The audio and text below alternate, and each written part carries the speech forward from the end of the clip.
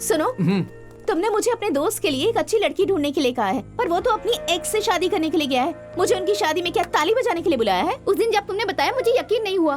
मैंने कभी सोचा भी नहीं था कि वो ऐसा करेगा। उसे आज डिसाइड करना ही होगा, या तो उसकी लाइफ में मैं रहूंगा या फिर वो जो। चलो।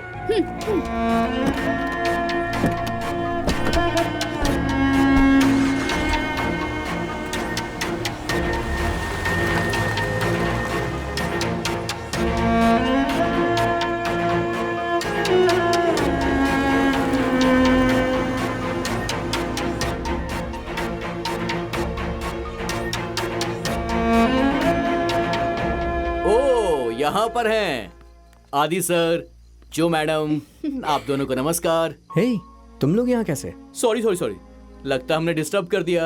हाँ? पर्सनल मैटर के बारे में बात करने के लिए आप यहाँ पर आए हैं। इतनी बकवास बातें क्यों कर रहे हो विजू? बिल्कुल बकवास नहीं, वो अपनी लाइफ में अकेला है। तुम जो बोलोगी वो ये सुनेगा। सब कुछ तुम्हारे हाथ में है। अब तुम क्यों चुप हो?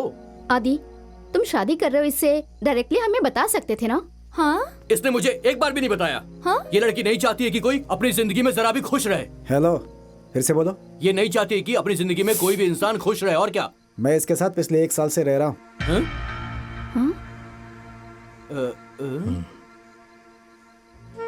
देखिए सर, आप खुश रह सकते हैं, पर आदि इसके साथ खुश नहीं रह सकता, ये मतलब है। लेकिन वो मेरी बीवी के साथ क्यों रहेगा?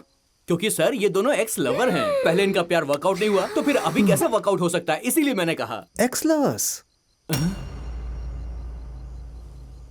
सर, ये सब आपको पता नहीं था क्या?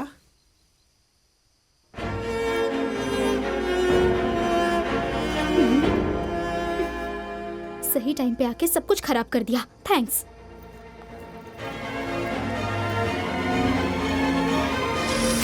हे विजू, क्या हो गया यार तुझे? मैंने कुछ गलत नहीं किया भाई। इनफैक्ट बिल्कुल सही टाइम पर आया हूँ मैं। तेरा दिमाग खराब हो गया है क्या? जब भी पूछो पर्सनल मैटर बोलता है। ये तेरा पर्सनल मैटर है? एक शादीशुदा लड़की के साथ क्या पर्सनल मैटर है तेरा? देख, कुछ भी मत बोल। हाँ, उन दोनों के बीच कुछ प्रॉब्लम चल रही है। ओ, तुम्हारी लाइफ में प्रॉब्लम है, उसकी लाइफ में भी प्रॉब्लम है, और दोनों मिलकर एक दूसरे की प्रॉब्लम को सॉल्व करना चाहते हैं ना? देख, तुझे सच्चाई नहीं पता है।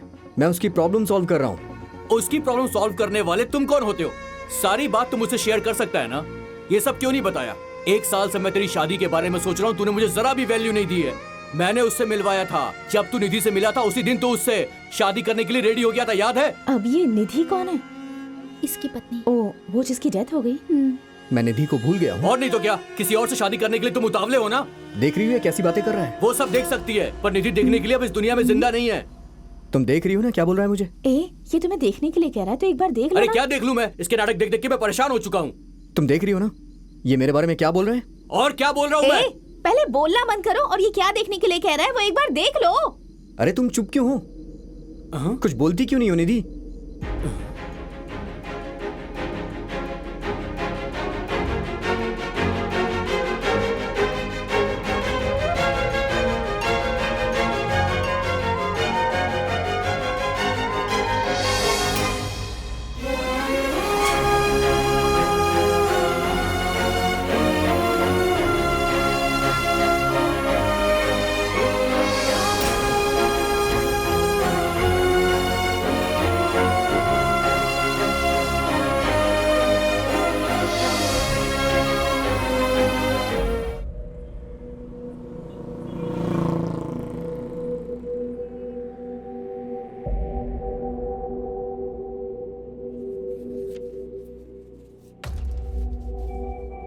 एक मरा हुआ इंसान फिर से जिंदा कैसे हो सकता है?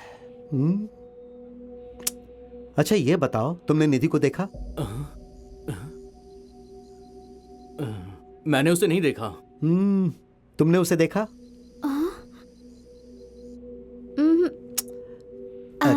भैया, ये भूत है या फिर कुछ और?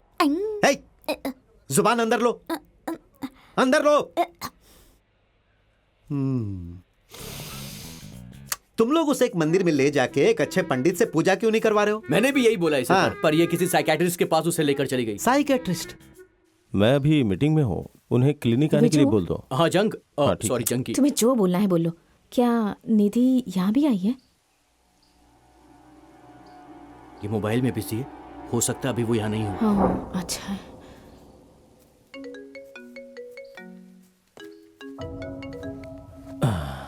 सो हाउ आर यू फीलिंग?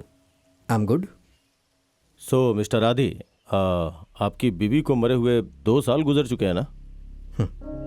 क्या तुम अभी भी उन्हें देख सकते हो?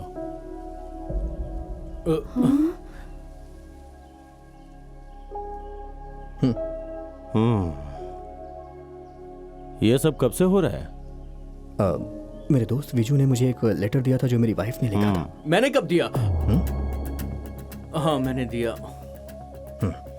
मेरे पास बेटर सरप्राइज है, उधर देखो। उस लेटर में क्या लिखा था? हाय आदि, कैसे हो तुम? अगर तुम ये लेटर पढ़ रहे हो तो इसका मतलब 2 साल बाद भी तुम मुझे भूले नहीं। आदि, तुम्हें याद है उस दिन जब हम एप्पल खा रहे थे? आदि, अभी हम दोनों एक साथ हैं, पर किसी दिन अगर सडनली मैं मर गई तो? क्या करूंगा मैं? क्या सोच रहे हो तुम? तुम कुछ खा नहीं पाओगे, सो नहीं पाओगे, कुछ भी ठीक से कर पाने का तो कोई चांस ही नहीं है। ओह, किसी और से शादी भी नहीं करोगे। तुम इन सब बारे में मत सोचो। हाँ, जो और मैं 4 साल तक रिलेशन में थे, उसके बाद मैंने तुमसे प्यार नहीं किया क्या? सब हो जाएगा। क्या जो और मैं सेम है? नहीं, तुम स्पेशल हो, तुम्हारे साथ अटैचमेंट ज्यादा है मुझे। सो रिकवर होने में 1 मंथ लगेगा, उसके बाद मैं दूसरी लड़की पटा लूंगा। मैं तुमसे सीरियसली पूछ रही हूँ। मैं भी सीरियस ही हूँ। तुमने बोला था कि तुम 1 महीने में दूसरी लड़की पटा लोगे। क्या आदि, क्या तुम्हें ये 2 साल में कोई और लड़की नहीं मिली? जब मैं लेटर लिख रही थी तब मुझे पता था कि तुम ये जरूर पढ़ोगे, बट फिर भी मैं भगवान से प्रे करूंगी कि तुम्हें 1 हफ्ते में कोई अच्छी सी लड़की मिल जाए। मेरी तबीयत खराब होने पर जिस हिसाब से तुम मेरा ख्याल रख रहे थे, मुझे लग रहा था कि मैं तुम्हारे साथ और रहूं, बट मैं उतनी लकी नहीं थी कि तुम्हारे साथ रह पाऊं। पर तुम्हारे साथ थोड़े टाइम रह के ही मुझे बहुत खुशी मिली। Thank you. पर तुम्हें मुझे एक प्रॉमिस देना होगा कि तुम हर जन्म में मेरे ही पति बनोगे, ओके ना? Promise? Promise me. Promise. But इस जन्म में तुम्हारे पास बहुत टाइम है ना? तुम कितने खुश थे हमारे बच्चे को लेकर, कितने सपने देखे थे तुमने, वो कभी भूल नहीं सकती मैं। तुम्हारे सपने अधूरे नहीं रह सकते हैं आदि। मुझे पता है अभी तुम्हारे ना कोई सपने होंगे और ना कोई ख्वाहिश।